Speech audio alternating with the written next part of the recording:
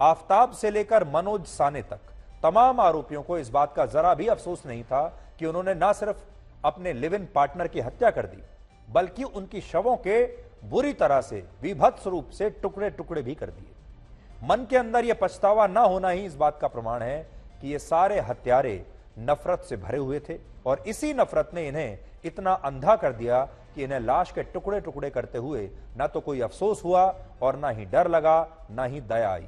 और कहते हैं क्रोध एक ऐसा हथियार है जो आपका होते हुए भी आप पर ही वार करता है। इसलिए क्रोध और नफरत ऐसी घटनाओं की एक बहुत प्रमुख वजह होती है। दूसरा कारण है पुलिस से बचने के लिए लाश को ठिकाने लगाना।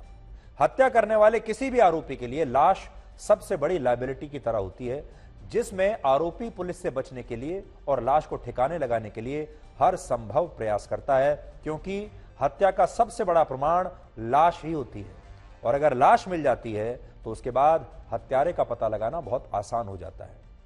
आपको याद होगा, पुरानी फिल्मों में आपने अक्सर देखा होगा कि हत्या करने वाला आरोपी लाश को पहले के जमाने में गाड़ी के बूट में रखकर, गाड़ी की डिक्की में रखकर कहीं ले जाता था और फिर उसे दूर किसी सुनसान इलाके में फेंक दिया करता था ताकि उस पर किसी को शक ना हो। ऐसा बहुत बार होता था, आपने अक्सर पुरानी फिल्मों में यह सब देखा होगा। लेकिन अब कलयुग में, आजकल के आधुनिक जमाने में हत्या करने के बाद लाश के टुकड़े टुकड़े करके उन्हें ठिकाने लगाना आम बात हो गई है, जिससे हत्यारे ऐसा सोचते हैं कि पुलिस उन्हें पकड़ ना सके और अगर पुलिस उन्हें गिरफ्तार भी कर ले तो अदालत में सबूतों के अभाव की वजह से वो छूट जाए। तो अब लोग गाड़ी में लाश को ले जाकर कहीं ठिकाने नहीं लगाते।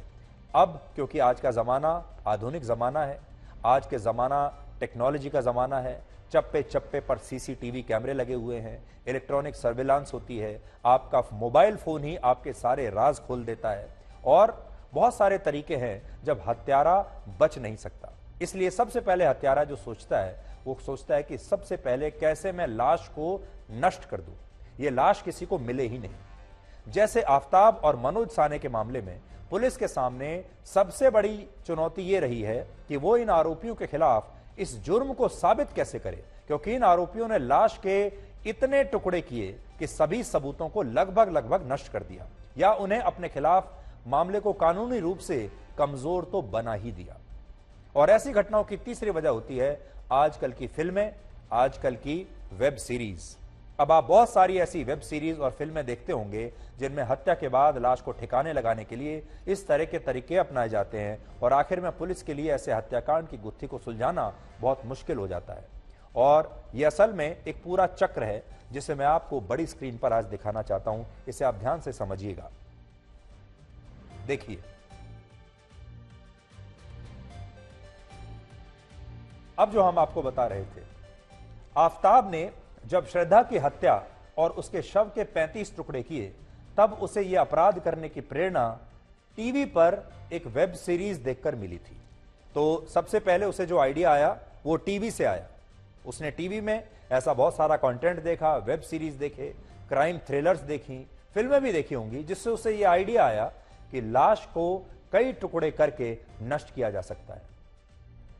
तो टीवी से आइडिया आया आफताब को और उसने श्रद्धा का मर्डर कर दिया और 35 टुकड़े कर दिए।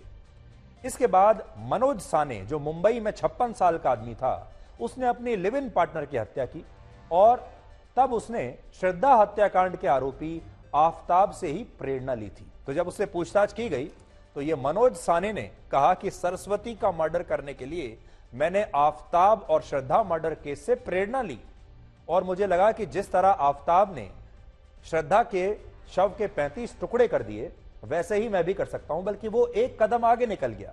उसने न सिर्फ टुकड़े किए बल्कि उनको प्रेशर कुकर में उबाल दिया और कुत्तों को खिला दिया। यानी वो आफताब से भी ज्यादा स्मार्ट निकला। और अब मनोज साने को देखकर जो व्यक्ति ऐसी अगली घटना करेगा, जो अगला मर्डर करेगा, वो नेक्स्ट होगा। इसीलिए हमने यहां लिखा है कि टीवी से प्रेरणा मिली आफताब को, आफताब से प्रेरणा मिली मनोज साने को और अब मनोज साने के बाद अब देश इंतजार करेगा अगले मर्डर का और देखेगा कि अगले मर्डर में कौन हत्यारा क्या करता है। और फिर यहां एक और हत्या होगी और फिर यहां से वापस इस हत्या पर कभी ना कभी कोई फिल्म बनेगी, कभी ना कभी कोई वेब सीरीज बनेगी, कभी ना कभी कोई क्राइम अपराध पर आधारित सीरियल बनेगा, या फिर वो न्यूज चैनल पर लोग देखेंगे और फिर इसी टीवी से प्रेरणा लेकर फिर ऐसे ही ये चक्र चलता चला जाएगा। तो ये एक चेन है और चेन की तरह ये सब होता चला जाएगा। अब आप देखिए कि टुकड़े टुकड़े करने का जो चलन है, जो मैं आपको अभी बता रहा था, अब आप देखिए श्रद्धा मर्डर केस, आफताब आरोपी था, घटनास्थल दिल्ली। सरस्वती मर्डर केस, मनोज साने आरोपी, घटनास्थल मुंबई। मनोहर, जिसके बारे में अभी थोड़ी देर पहले हमने आपको बताया, प्रेमिका के परिवार ने उसकी हत्या की, घटनास्थल है हिमाचल प्रदेश चंबा। एक नाबालिग की हत्या हुई, 20 साल का युवक आरोपी है, उदयपुर में ऐसा हुआ। और आप पूरे जगह देखते जाएंगे, ये दिल्ली में घटना हुई है, ये बड़गांव में हुई है, हैदराबाद में हुई है, मुंबई में हुई है, और सब जगह एक ही बात है, सब में कॉमन, कि सबके हत्या के बाद टुकड़े टुकड़े कर दिए गए। तो आज इस खबर को हम आपके सामने इसलिए लाना चाहते थे, ये अपराध की खबर तो है ही, लेकिन ये समाज की भी खबर है। और हमारे समाज में एक ऐसा ट्रेंड अब चल पड़ा है जहां हम एक के बाद एक विभत्स हत्याकांड देखते जा रहे हैं, और इसे हमें रोकना होगा। और सबसे बड़ी जो बात हम यहां देखने को जो मिल रही है वो ये है कि हमारे जो OTT पर जो कंटेंट आजकल दिखाया जा रहा है, टीवी पर जो कंटेंट दिखाया जा रहा है, उससे बहुत सारे लोग इस तरह की हत्या के आइडिया लेते हैं और फिर उसे वो इंप्लीमेंट कर देते हैं। तो ये भी एक टुकड़े टुकड़े गैंग है। आपने दूसरे टुकड़े टुकड़े गैंग के बारे में तो सुना होगा, जो देश के टुकड़े टुकड़े करना चाहता है, लेकिन ये जो टुकड़े टुकड़े गैंग है ये उससे भी खतरनाक है। बहुत सारे लोग इन पूरे हत्याकांड में धर्म का एंगल ढूंढते हैं, लव जिहाद का एंगल ढूंढते हैं। वो कुछ हद तक सही हो सकता है, लेकिन आज हम धर्म की बात नहीं करना चाहते, हिंदू मुसलमान की बात नहीं है, लव जिहाद की बात नहीं है। क्योंकि जो अभी थोड़ी देर पहले हमने आपको दिखाया, यहां एक बार मैं फिर से आपको बताता हूं, पुरानी स्क्रीन पर जो हमने ये दिखाया, देखिए यहां पर जरूरी नहीं है कि आप एक ही धर्म के लोगों को देखेंगे। जो मर्डर्स हुए हैं उसमें हर धर्म के लोग हैं, उसमें हिंदू और मुसलमान भी हैं, उसमें हिंदू भी हैं। बहुत सारे लोग श्रद्धा और आफताब के बारे में यह बात कर सकते हैं, लेकिन मुंबई में तो मनोज साने और सरस्वती हैं, उसके बारे में आप क्या कहेंगे? इसलिए ये जो तस्वीर है ये कहीं ज्यादा बड़ी है और कहीं ज्यादा विस्तृत है।